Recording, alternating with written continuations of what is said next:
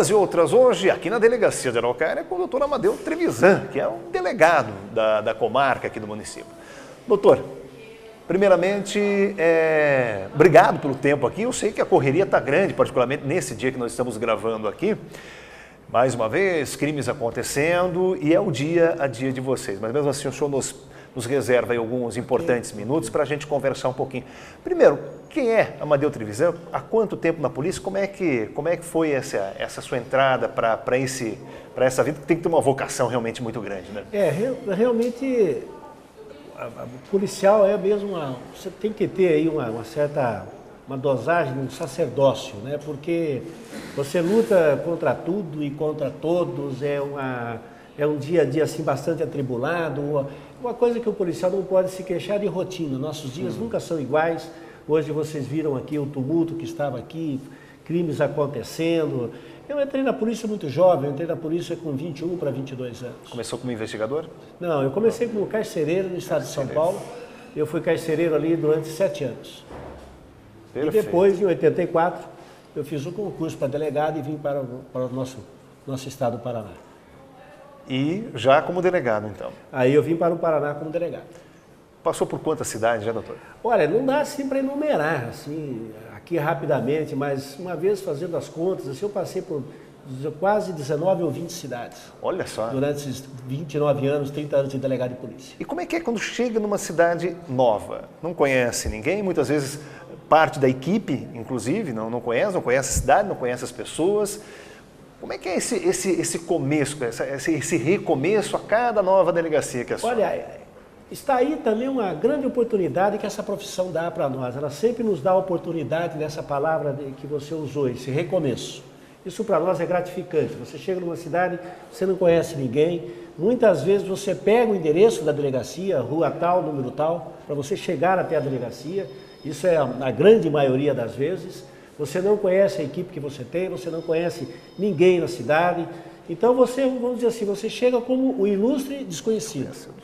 E você aos poucos vai ganhando o teu espaço, mostrando o seu trabalho, melhorando a tua equipe, melhorando as condições de trabalho. Ser delegado é um pouco assim, ser treinador de futebol, usando uma analogia que o brasileiro gosta muito, porque você tem uma equipe para comandar, certamente egos também, tem essa parte gerencial também que o delegado tem que ter? Sem dúvida alguma, delegado de polícia ele gerencia egos 24 horas por dia das pessoas que trabalham com ele, das pessoas que vêm na delegacia. Advogados? De todos os advogados, juízes, promotores. Nós trabalhamos com toda essa gama de pessoas. O prefeito, o vereador, né? O pessoal da política deve querer mandar um pouquinho também? O pessoal do fórum, da prefeitura, enfim.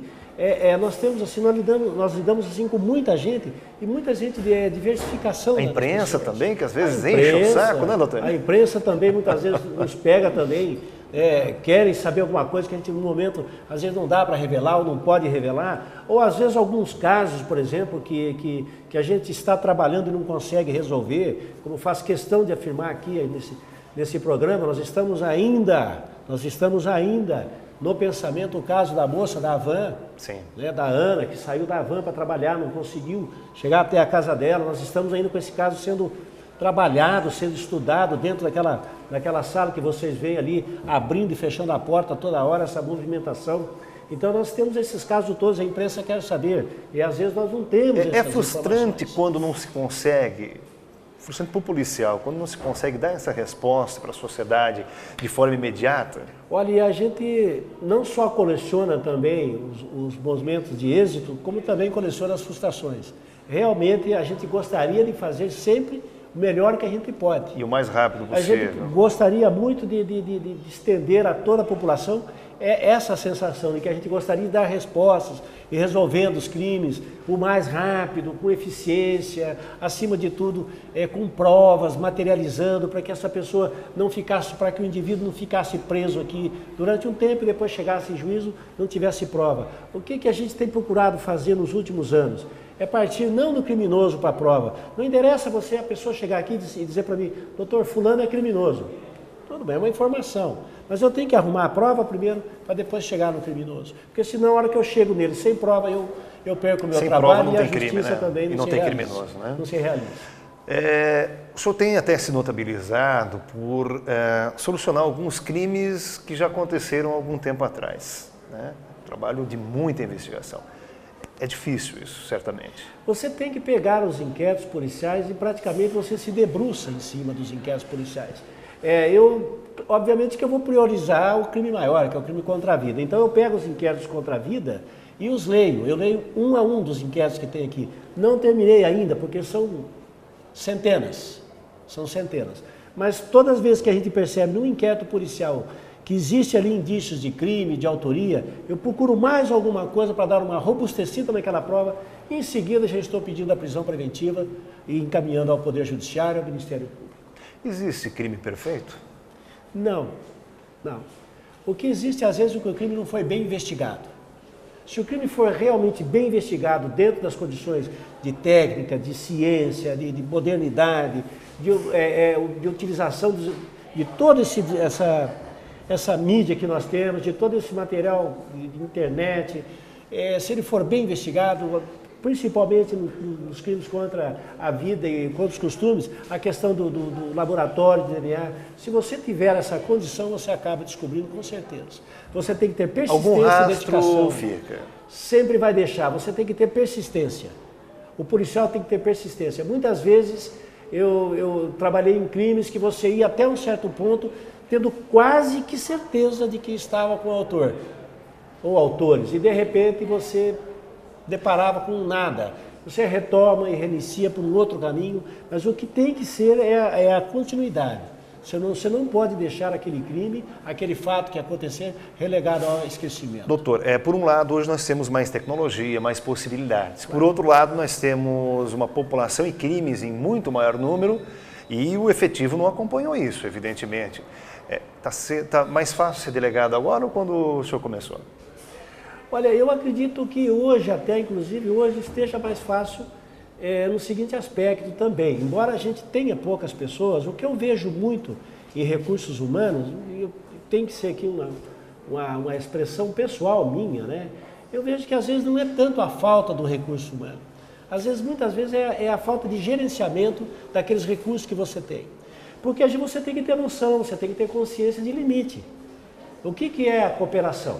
A cooperação é exatamente você ter noção dos seus limites. Eu tenho noção dos meus limites, mas eu peço, sabendo dos meus limites, eu peço apoio a outros órgãos. Por exemplo, aqui em Araucária a gente tem a felicidade de poder contar com a Guarda Municipal, com a Polícia Rodoviária Federal, com a Polícia Militar. Isso é importante. Essa cooperação, que é a consciência dos limites, é importante. Em segundo lugar, em termos de delegacia de Polícia Civil, você tem que procurar ver dentro da sua delegacia e fazer o gerenciamento dos recursos que você tem disponível. Depois que nós chegamos aqui, obviamente que ainda tem muita coisa para ser feita, não estou dizendo que isso aqui está o ideal, está muito longe do ideal. Mas eu instalei aqui o cartório de homicídios, que é aquela sala no meio que vocês conheciam, que era um espaço perdido. Eu instalei aqui o cartório central, priorizei o cartório central aqui nessa reformulação que nós estamos podendo hoje sentar aqui, porque antes não dava para ficar aqui. Sim. Nós montamos um cartório só para atender setor de cartas precatórias, temos o setor de investigação com o setor de inteligência já funcionando. Então são essas modificações que nós conseguimos fazer nesse espaço de tempo. E temos também agora ainda o projeto de implantar uma secretaria de termo circunstanciado e dar uma melhorada no nosso plantão. Perfeito. Nesses anos todos de carreira, doutor, o que mais lhe marcou nessa profissão? Olha, o que mais me marcou assim foi exatamente, incrível que pareça, são as coisas que a gente não consegue resolver às vezes. Teve crimes assim que a gente notou ali na realização daquele crime, toda aquela forma cruel, aquela forma insidiosa da prática daquele crime, você observava que a vítima teve assim uma morte lenta, uma morte difícil, pessoas inocentes, uma morte cruel, e a gente não conseguia resolver. Muitas vezes, no caso de vítima feminina, com questão de estupro, eu lembro de uma moça que foi enforcada com o próprio sutiã dela. Então, essas imagens, elas acabam ficando. Elas ficam não tem como não se envolver emocionalmente. Não, né? você. É impossível, né? Eu acho que o delegado também, se ele perder a indignação também, eu acho que é bom ele parar de trabalhar, porque o delegado ele tem que ter indignação, ele tem que ter sal na veia, ele tem que ter vontade de resolver as coisas. E já aconteceu, o senhor ter praticamente certeza, aquela do íntimo, né? seja intuição, seja... Este cara cometeu esse crime e não ter como apresentar a prova suficiente para que ele possa ser julgado e preso? Olha, já aconteceu e a gente tem essa intuição que na nossa linguagem nós chamamos de feeling. A gente sabe que é a pessoa, a gente sabe quem é o cara. A gente tem certeza que é ele ou ela que praticou o crime. A gente tem senta, se reúne, junta indícios daqui, evidências dali, mas você não tem. Então, esse é o momento que o delegado aí tem que fazer a utilização da tecnologia para que você possa depois, então, de posse das provas, chegar ao criminoso. Doutor, obrigado pelo tempo disponibilizado para a gente aqui, parabéns pelo trabalho. Muito obrigado. Obrigado a você também. Até a próxima.